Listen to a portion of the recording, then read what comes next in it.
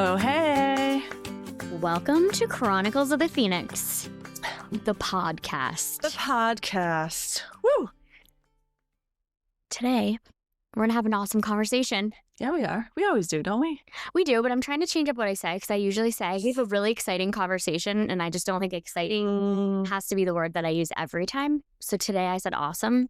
You know, I'm trying to be thoughtful about not using the same phrases all the time, too. It's really hard when you listen to yourself over and over again in a podcast and you're like, how many times can I say, you know, or I don't know. There's so many things that you key into that you just say over and over again when you're speaking. It's very humbling to have to listen to yourself, but helpful. It is. You learn how to have better public speaking, I think. I think you do. I realize, and we've talked about this, that my brain moves rapidly, that I sometimes forget to finish my first thought before moving on to the second thought. That does Or happen. third thought. Sometimes we don't chase the loop all the way back, Sometimes we do not. and that's okay. So I'm trying to be mindful of that a little bit more and finishing one thought before I move on to the third thought. I think that's totally fair. Thank you. I love it. I think you've been doing it. I mean, not perfectly. You're getting better. You're getting better. You are. Well, the awesome conversation that we're going to have today is 1 year in, what building something taught us. Can you believe it? I can't believe it, but we've been thinking so much about it, and what a year it's been. It's incredible. I honestly, it did kind of go by fast, to be honest. I mean, I feel like that's what people think, but there's periods in there where I thought maybe it wasn't that fast. But by the time we get here, I was like, I can't even. Well, it does, but it also feels like an entirely new life and lifetime. Do you know what I mean? Yes. Like if you think of our old life and now, I just feel like it's so different. And so a lot of time has passed. But then when you think of how long we've been doing this, it just feels like it flew by. I don't even feel like we look like the same people in some ways, We don't.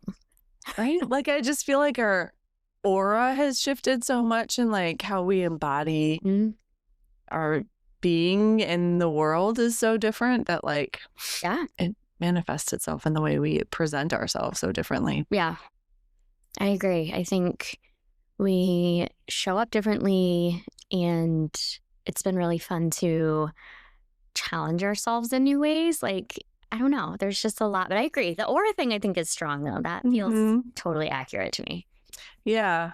And I think it's like been the evolution and the entrepreneur journey is interesting. My brother, who's also an entrepreneur, gave me this meme at one point that shows the entrepreneur journey, and it's like this like sine wave that's like up and down, up and down, up and down. And it's so true of like the highs and then the crashes and the highs, in terms of like, I know I've been experiencing like such confidence and faith and excitement, which is prevalent always, but then also this fear at times and imposter syndrome and like just all of it that comes together. And what I love about our journey together throughout this year, but always in the past 16 years, has been that we just champion each other. Mm-hmm. So when I'm having my moments of imposter syndrome or fear or self-doubt, you're like, we've got this, we've got, Do it. we can do it. And Yes. vice versa. Yeah. I think we have a good flow like that. And I don't always have the most confidence in the world in certain things, but I also feel like we match each other very well like that, where one of us is usually in it and like, yes, we're going to push through this thing. And then we do it. We do it. So that's been super fun. I love that, though. That's a funny meme.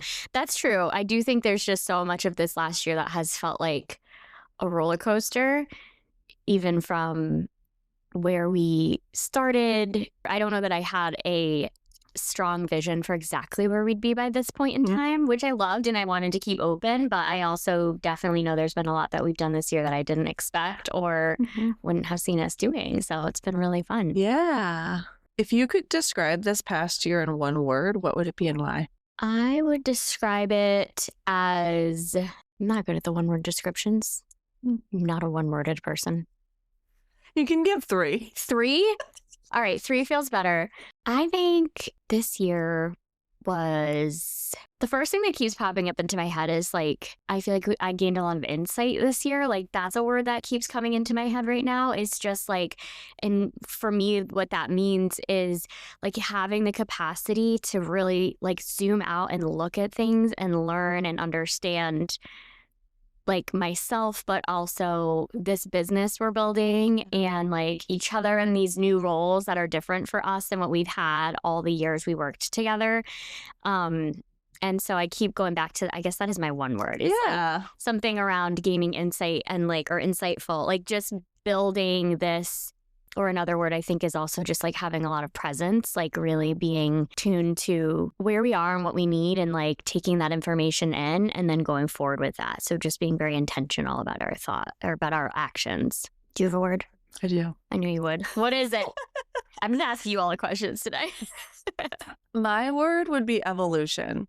Ooh. Because I think about when we first had this vision in, at the conferences that we were at, and we were writing our vision board, Yeah. Then even in the fall of 24, when this was still a seedling and we filed our LLC, maybe prematurely, maybe. It's fine. No big deal. No big deal. And the different ideas, and we had like the strategic planning session with my sister, and where our initial mission statement went to where we are today. Mm-hmm. And even from when we left our full-time jobs and we like just buckled down and we did a lot of business development with the Women's Business Development Council and took business classes and did so much reading and like really honed in on our products and our marketing and our focus. Yeah. Like this whole year has been such a transformation and evolution to where we're going. And I think that that's the entrepreneurial journey. Like it's never static. You're constantly having to look at where the need is and where you fit and how you can offer value to the consumers out there. And that's what, we're mission driven people. So we really want to make sure that we're contributing in a meaningful way in everything that we do. Yeah. So, yeah. Do you think there was anything that you expected this year to look like that it didn't look like, or did it pan out how you expected? This is sort of separate from Phoenix Rise, I guess. But I think the thing that I have been thinking about a lot lately is that I don't think I expected to love private practice as much as I'm loving it. And the diversity of being able to like work with all my clients. And like one of the things that I love about this work is the exposure to getting to work with so many different people in the consulting world, but in our private practice world. And like I'm getting to work with people and meet different people that I would never have the opportunity to work with otherwise. Right. And meet and connect with. And that has been such a privilege and a gift. So I think that that's something that like it's not really it's negative. I'm excited by and love, and I look forward to doing more of. In terms of the other side, I think the thing that what we went to the small business summit yesterday, and we were taught, debt's bad, don't have debt. And I've always been someone that hates debt. And this recognition and message that very clearly was conveyed by the Young Entrepreneur of the Year. Yeah. That who is the owner of the Hartford Film Company, very inspiring. TJ, very inspiring young professional. That he was taught throughout his career that debt is actually necessary in business to be able to move forward. So I think it's a perspective shift for me to like think through that in our journey. Right. In terms of like, he talked a lot about calculated risk, essentially, that like the risk is necessary. I think financially is the piece of that. But I think there's picking and choosing the right thing to take the risk on and incurring the debt, knowing that it's going to pay itself off. And if it's something that you can lean into that like exponentially grows your business in a period of time where then it's worth it within that year to do it, then why wouldn't you, kind of a thing. Right. What about you? Because I'm so past oriented, future vision is not a strength of mine. Like I actually really don't do that. I don't usually forecast what I expect something to be like in a year or something like that. But when I look back on it, I guess what I would say is early on trying to juggle, like it's a lot and it's a grind to do with all the things that we do. When you think about this, like this pod is one very, very small part of what we do, but it takes time and energy and several hours a week to record, edit, like all of that. So that's like one of the tasks. And it's just like one tiny little bucket of all the buckets that I feel like we're putting energy and time into. And so I would say I'm probably most I don't know if surprised by, but just the way that we adapt. I think early on when we were trying to like set aside our time for Phoenix Rise amongst our private practice and to get out of the scarcity mindset, I feel like yes, I was really cognizant in the beginning of the pressure I felt to still support my family and make money and right, like our jobs that we had. We were paid fairly well for our jobs. We were in executive level positions. So like, it's not like we could just jump into private practice and make up that income immediately, if ever fully, right? Without building and building over time. So I remember, that being such a priority for me. And yet I'm doing more now with both of these businesses than I ever did for like the first 6 to 8 months, I think, of this year, to be honest with you. Sure. Like my private practice is far busier than it was ever this whole time now. And I think we're putting in more hours with this business than we ever have. And yet I still feel really energized by it. I feel it's not the same feeling that I've had in other scenarios when I feel like I'm in a grind. Like it doesn't feel the same way to me. I have weeks where I'm like, oh my gosh, I'm tired or there's so much going on. This was a very busy week, but between like personal stuff and work stuff. But it doesn't like belabor me the same way that it would, I think, in past roles or even like the beginning of this year or like the first half of this year, I think, where I felt like a lot of pressure. And I think a lot of it is mental load and like anxiety a lot of the time, like when I can let go of that and know that things are just sort of working and I have a plan and we're gonna put energy into this and attend this networking event and then have this guest come in, like there's a lot of moving parts. It's been more energizing for me. So that feels different for me because I am the one that tends to like feel like my energy gets sucked out of me and then I'm like, I need to sleep for 3 days. And I don't know if it's also the change of season, but I haven't felt that lately, which is kind of nice. But I do think that speaks to one of the things that I think we, in our evolution, that we have learned to be more strategic, and because we have evolved enough that we have a really clear path and we have a solid business plan at this point. So we have a really solid marketing plan. We really have good products that we're proud of, that we're putting out into the world. I feel like we know what our agenda is, what we're doing, how we're doing it, and we just are moving forward to execute it. And we're really proud of what we're putting out and doing. And we're getting positive feedback, which is also really reinforcing. Yeah.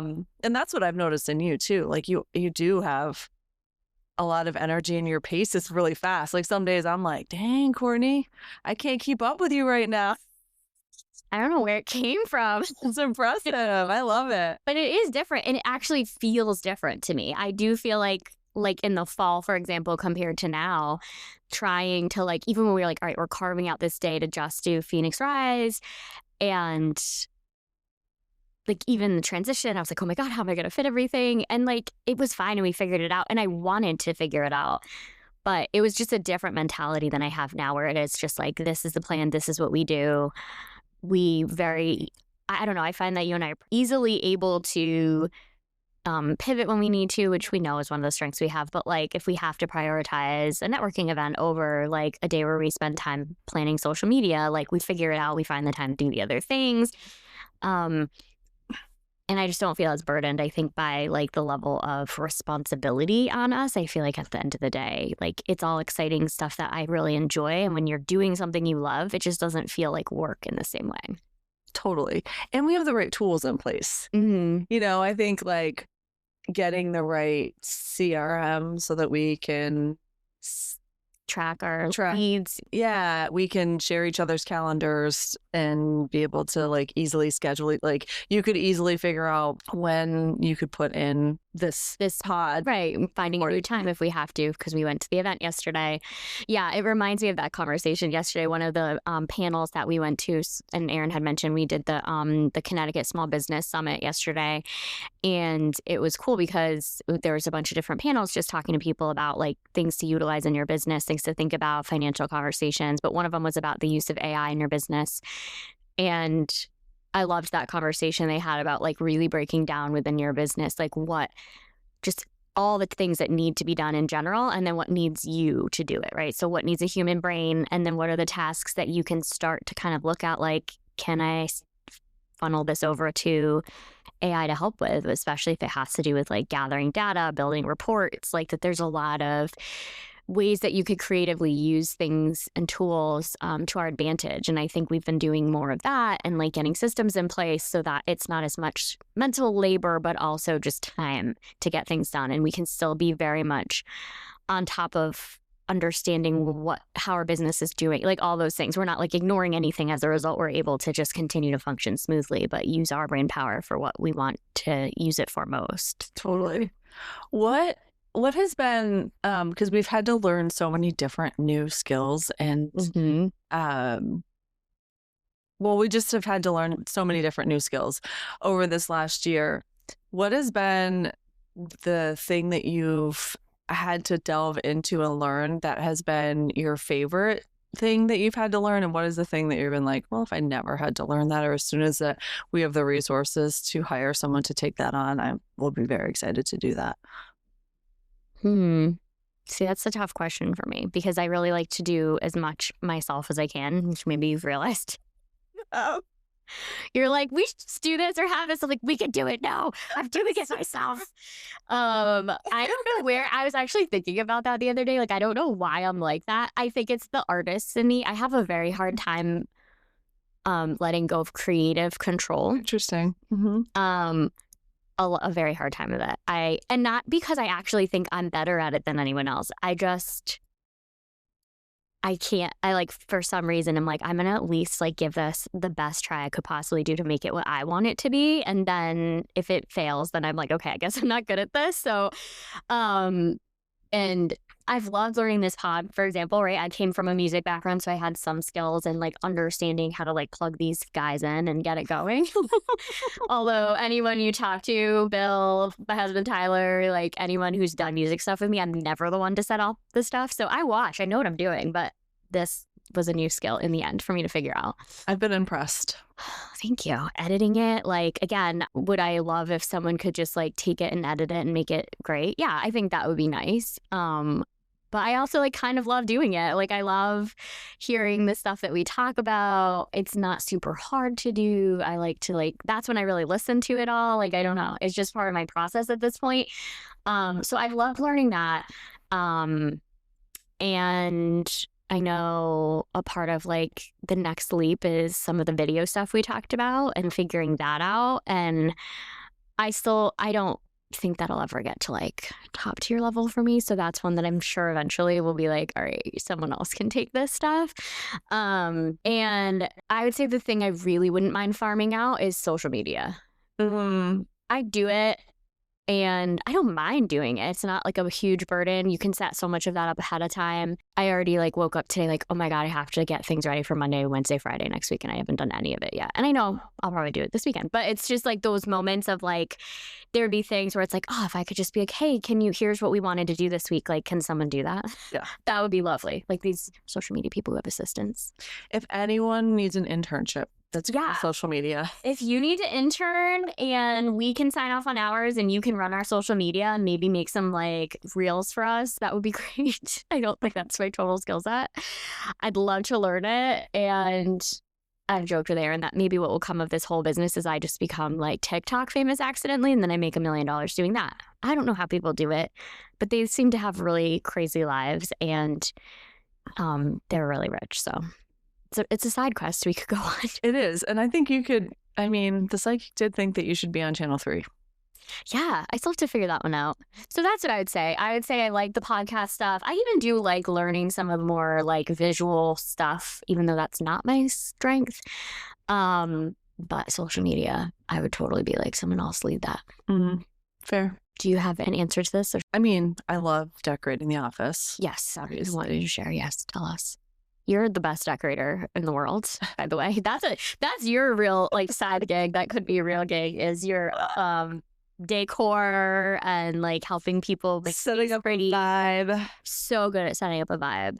Love that. You're a really good decorator. Thank you. What do you want to give up?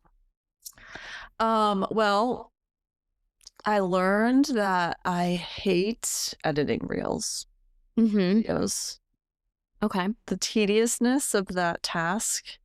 Really editing anything is like the most tedious. Even this, like when you look in the end at how much I cut from this podcast, it's probably 500 sections I cut out. Yeah, I can do it. You're very capable. You could do it. But makes you crazy. I want to scream when I'm doing it. Okay. It like really it's not makes me want to crawl out of my skin. Okay. Because it's just such a tedious, focused task that is mundane. Like it's just so I feel very grateful that you are willing to. I like to be an editor. I say this is a good flow we have. I think you're the ideas person and you can generate so much. And then if I can just read it and edit it or chop it up into bits or take out the stuff we don't want, I have no problem doing that. And I'm not great with audio. Like I like doing the website. You're so good at website design. Like the website pieces, there's a lot of like the technical widgets and that kind of stuff that I just don't know how to do well enough. And I don't like not being good at things. Mm-hmm. So, like I wouldn't mind getting better at that and learning how to be super awesome at it. Could be a goal for this year. Could be.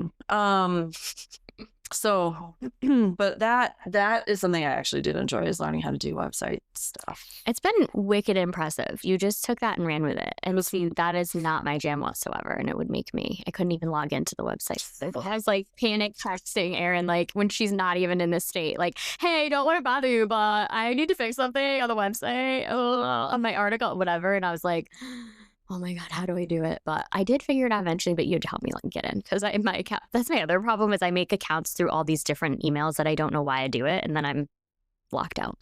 Yeah, it was a long time ago that we put it in, but anyway, so, and to me, like the website is sort of like a visual office for us, so it's another way to like kind of make that visual presentation that represents us. So, I would never think of it like that. That's so smart. So that's why for me it sort of is a parallel to what I do in the office. Yeah, like the decorating and like making things look nice and presentable and like a vibe. I see. That's cool. Where the audio is so your lane. Like, and I think that's why the video audio stuff is it's just not my strength set. I don't hear things the same way, which is why I'm not musically talented in that way. But anyway, so our balances, it's the balance. It is. We have a good yin yang going on with that. We do. Right? The finance stuff, I'm like interested in it, but again, I need to get better at it. Like I'm kind of learning QuickBooks, I'm getting better at it, but I definitely need to improve that skill set. But I think that's a piece of it, and that's part of what we're learning is like you can still be into it at the high level or even more in the nitty gritty side of it, but maybe we just like find a way to make it work for us a little better so we're not like set us up for success, but it doesn't take as much energy as we go through it. Yes. That would be lovely. Because my husband will tell you, I don't like to read manuals. I want someone to just quickly tell me how to do something and then I can just figure it out the rest of the way. which did not work out for me great with QuickBooks originally. Well, I think we all go into these things with a little bit of a level of this is intuitive. We'll be able to figure it out. And then you're like, oh, I didn't know what that meant or whatever. And myself included, like I'll look at that and I'm just like, what? Like, this is not as intuitive as I would think it would be. Well, and the challenge is that for us, I think a lot of times it works. It does. Or we think we have it right. And we're like, this is totally fine. Which reinforces our behavior. And then we realize in some situations we were really wrong. The end of the year. And then it takes your husband many. Shout out to Brian. Shout out to Brian. We have a lot of shout outs for Brian today, but number one was cleaning up filing our taxes for us. It's a big one. That was a big one. Sorry. Well, let's talk about people that shaped us this year, because I feel like that's a big part of what we want to do today is also just reflect on like the relationships we've built this year and people who've really stood out to us as people who've been guiding lights for us or giving us feedback or just supporters. Yeah. So when you think about that, what's something someone said to you or did this year that really stayed with you? I would say the thing that stands out most end of summer last year was that transition from our entrepreneurial spirit, which to me started as us thinking we could do everything, kind of like we just talked about. We're willing to try things. We're willing to take them on. And I think that's one of our many strengths that we have and we've carried with us forward in our careers. But sometimes you don't know what you don't know. And I very clearly remember getting feedback when we were working with the Women's Business Development Council. And Carol had helped guide us a bit and kind of gave us the feedback that we don't want to build like too much before we really have a solid plan. And I think we thought we had a plan. Like we took some steps. You mentioned like the strategic planning stuff we did, and we met with your sister, and we had some guiding steps, I think, in that first step of the direction we wanted to go in. But it became clear from some people like in the business world that we needed to really hone it and hone our products and be really clear about what we offer that's different than other people in the market that we're in. And that was really helpful to me because I think when you're starting out with something new, there can be a lot of imposter syndrome. And even though we were clear, we knew like what our lane was and what we do well, I think it was difficult for me at that time to know kind of what steps to take or where to go with it. And so getting that type of feedback around the level of specificity we probably needed around like what we would be offering and what makes us stand out was very helpful because I don't come from a background where I feel that I look at things and through the lens of what makes me special and different, like it's almost like that humility stuff we talk about. And I think as women, that's really hard. And that was the other message, I guess I would say from Women's Business Development Council is they really help hone like your strengths and help you see that and make sure you're really like putting it out there because I think so many women don't do that and they kind of are just like, well, I know what I do well. Like once you get to know me, you'll see my skill set. And I believe that's true, but you really have to like put it out there. Yeah. So that's what I would say. What stands out to you? No, I agree with you. I feel like that was a super impactful. The Women's Business Development Council was probably a pivotal moment in our entrepreneurial journey that really shifted the trajectory. I think Carol was incredible. And, it was tough love at times, but we needed it. And she directed us, which a few people did, but it directed us to really good marketing books and encouraged us to take the GPS course that was extremely beneficial and I think just really helped shape the journey. And I think the other thing was also at the Women's Business Development Council was Joy Braddock, who with her marketing support and really talking to about how to tell a story. And not be the hero of the story, but really to be the guide.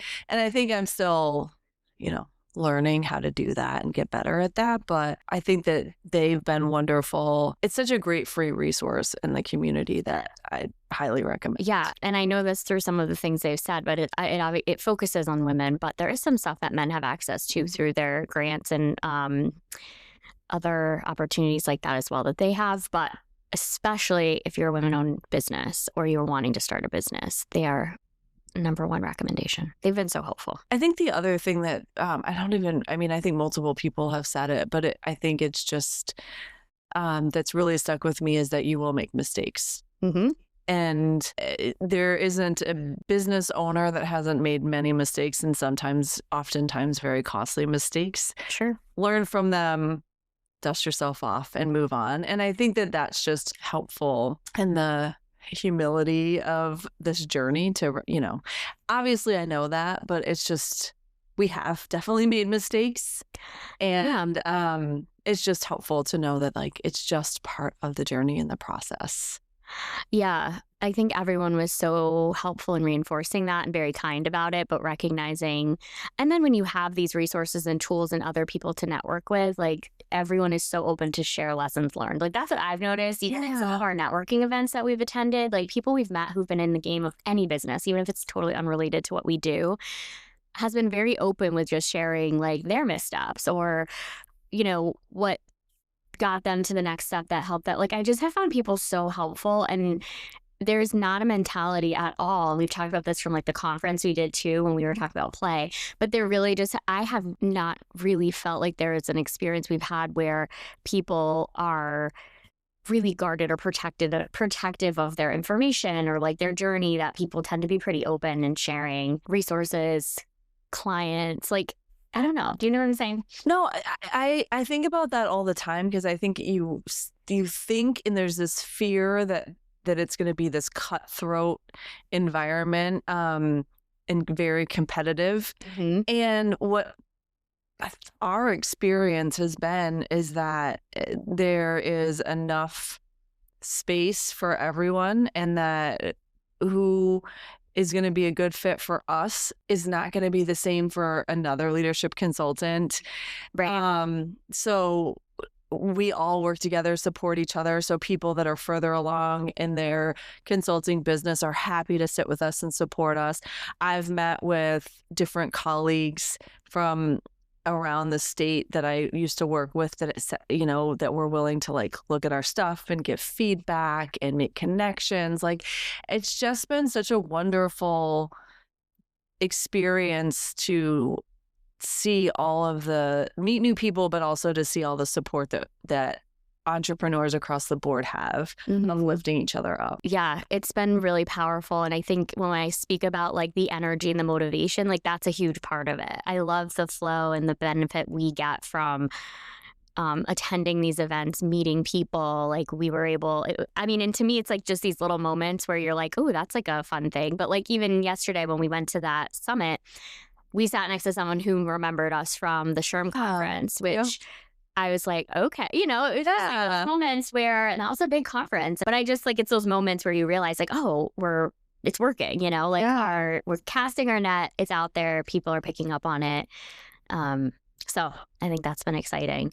And then I think like you mentioned, like some people and colleagues from like historically the contacts that you've made over the years, you're able to kind of tap into and talk to about this. And then I think personally, we've had a ton of people really show up for us, which has been so exciting. Like between our friends who are regular listeners to this pod, who are like the first ones, like that Friday morning, who reached out. Bill is one of those. Both of our moms. Thank you, moms, for always listening and just like shouting out what's good, giving us feedback, asking us for like giving us topic ideas. We have a lot of people and connections we've made of people who will come in and give us feedback or even just say that they loved something they heard or just making a connection with it. I think that has been so fun to hear about.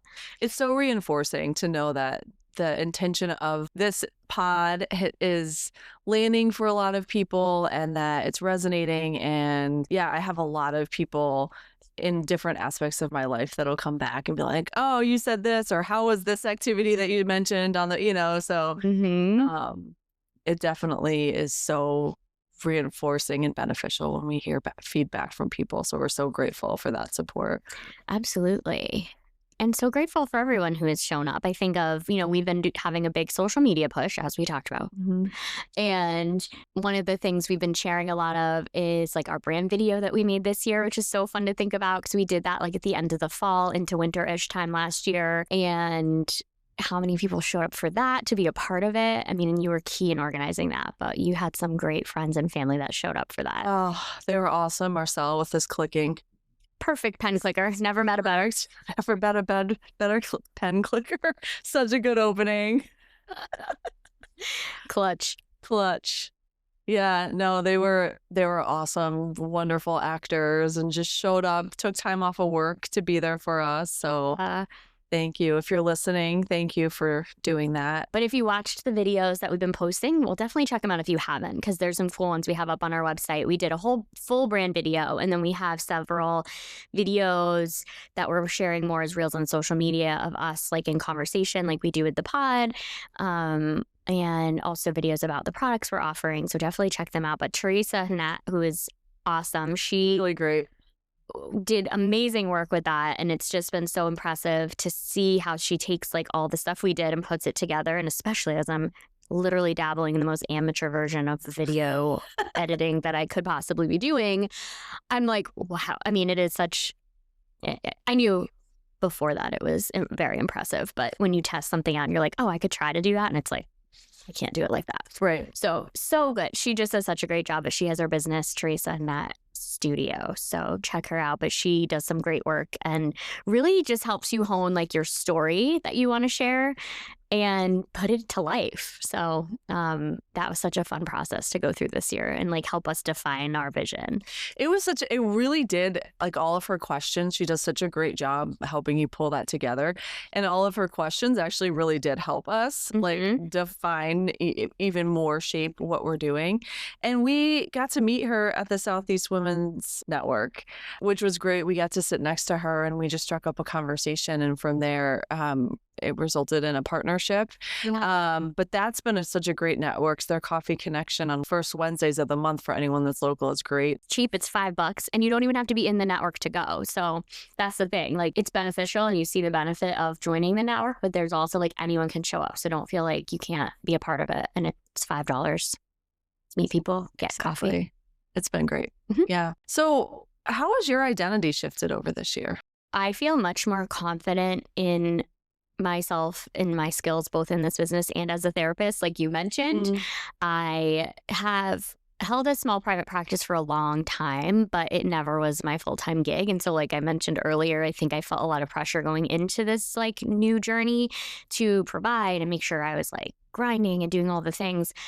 And I think I've shifted out of the identity of having to kind of endlessly expend my energy and more so be strategic about how I do it, but also harness like being intentional with what I'm doing, which allows me to do that. I don't know if that's an identity shift, but that's how I've changed, I would say.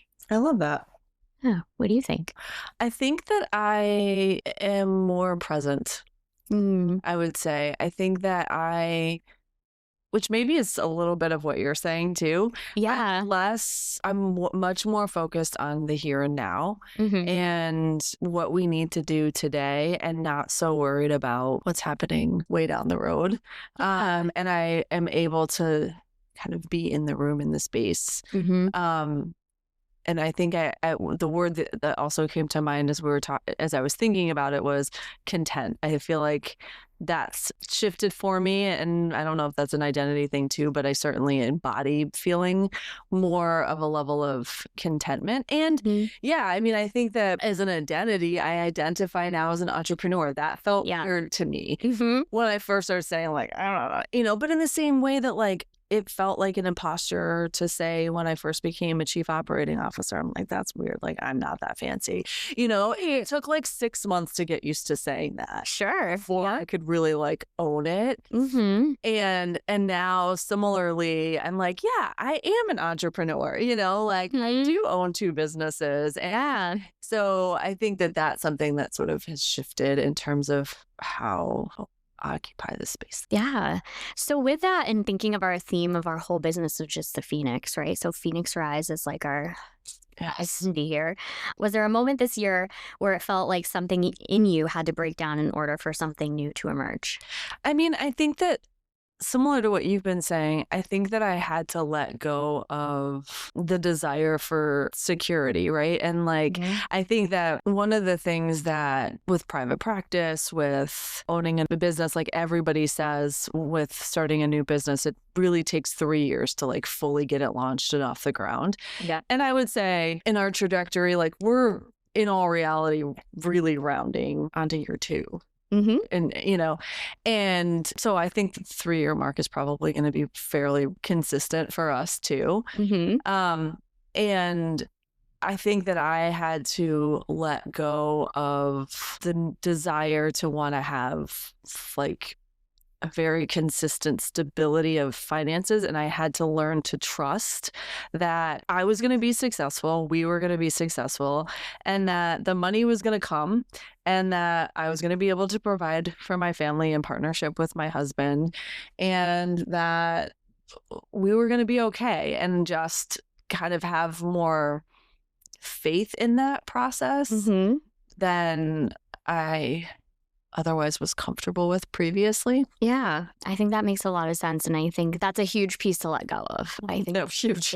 It is because it feels like survival, and I think that we create these things in our heads that we need or are necessary to like stay in place for us to get through. And I think it goes back to what we initially talked about with taking risk in the conversation we heard, the keynote we heard yesterday, where like a level of risk taking, and we've taken so many risks, I think, but financial risk is tough. So I think when you think of it that way and having to lean into that, you got to let go of a lot to trust. And it's just shifting things, right? Like my van's like real old, and it's not hot, but it's kind of hot in its own way. It is, but it doesn't have all the working doors, and true, it's paid off, and in this economy right now, and with everything that's going on, like I feel like that's just also something. It's like, you know what? It's okay. It's fine. I don't need a new car. So it's sort of like letting go of some of those things of like, while I'm building a business, my van operates perfectly fine. I don't need a new car. Yeah. And I can roll. And if a shopping cart hits the side of it, I don't care. No one has to worry that you're going to, come after them for that. It's just nobody should. Please don't. You hit Erin's car on purpose. But if you happen to, I won't be mad about it. Another person we worked with this year who I think has been really helpful for us is Dr. Gwen Rosenberg. She has been so helpful. We also met her through the WBDC. Yep. And at one of the networking events, and such a lovely human. And we've been able to work with her both as a client in our business. But what I want to shout her out for here is everyone can see shortly that we filmed a testimonial video with her. So that's where our video editing is coming in now. So don't be too judgy. I'm going to try to do a very good job. But we're super excited because Gwen was willing to film a testimonial video for us about what her experience working with us was like. So that will be coming out down the pike. So, but she's been such a lovely human being and resource in this community for us and making connection. So we've been super grateful to work with her this year. Yeah, it's been so fun and awesome to get to know her and work with her. The other group that I think has been really inspiring and fun for this year is our Resilient Circle group. Yes. It's been such a powerful experience in terms of coming together, especially in this last year as we're building something new, but also just in the way of the world and the country and the pressures and stuff. And for a lot of the people that come that are in phases of life that are just transitional and hard, and which is similar to where we were at. And so we were able to have and are able to have very meaningful conversations and connection and community, which was the intention of the group. It was slow to start though. And what I am so grateful for, shout out to Hazel and Erin, who were tried and true participants of that group, and who just kept saying, this is important and meaningful. please keep going. Yes. And they gave us, so talking about some people that have been inspired us and gave us faith, they were individuals that really provided a level of support and confidence to say, like, you have something meaningful that is important, and we really want you to have faith and continue it. And so we tweaked the model, and now we meet once a month, and it's continuing to grow. It is. Like every single month it's gotten bigger and bigger. I'd say since we shifted to the once a month model. Yeah. And I've met some amazing people, as you have, but you've been connected to some of the folks before. And it's just been, I think we say every time we meet, we're like, this is our favorite part of the month. Like, it's just as beneficial for us to be a part of that community as it is, I think, to lead it, which has been very exciting. And I just find it to be such an open and supportive environment for people to come together and share stories and connect on difficult moments in life and maybe what's challenging us right now, but also how we build hope for the future. And I leave every one of those meetings feeling more hopeful for the future than I did going into it every time. Absolutely. Yeah. I'm so excited to bring Cojourn to the group and give them a special treat. Yeah. At the end of June. Yeah. So we're going to have a very special meeting. So if anyone's listening, it is limited. So we have an Eventbrite out for it that you do need to sign up for, but we will be having an event on Thursday night, June 25th, from 5 to 6:30 in our office in Waterford. And Molly from Cojourn, who's one of the co-authors of that book, is going to be coming and leading the group with us. So it's a very special event. We're super excited to offer it. And so if you're interested, check it out. And I will throw a link to the event in the description for this. Yeah. Some takeaways. We decided to compile some takeaways for what we learned over this year. We did. So the first one is, you can't fully prepare for what building something will teach you. The real learning happens once you're in it.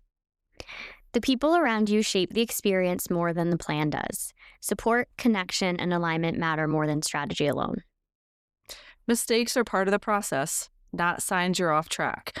What doesn't go as planned often becomes the most valuable learning. Mm-hmm. Connection is not optional when you're building something new. Being in the right rooms changes perspective, energy, and momentum. Growth often looks like letting go of who you thought you had to be. Building something externally requires shifting internally. What matters changes as you go. Clarity comes from experience, not from getting it perfect up front. Progress doesn't always feel the way you expected it to. It's easy to overlook how far you've come when you're focused on what's next. So if you're on a journey of any kind, but especially building a business or just wanting to take on something new, just remember you might not be where you thought you'd be, but you are not who you were when you started. And that has to count for something. That sure does. Thank you to everyone that has supported us on this journey. Yes. From the beginning and who's jumped on since. We are so incredibly grateful, and we're so excited and looking forward to what's to come. Thank you so much. And thanks to our families for supporting us. Extra shout out to Brian again. He's been a handyman. Man. All the things. But we've got some great people in our corner that we wouldn't be able to do this without. So we appreciate you all. We love you all. And we will see you in 2 weeks. See you in 2. Bye.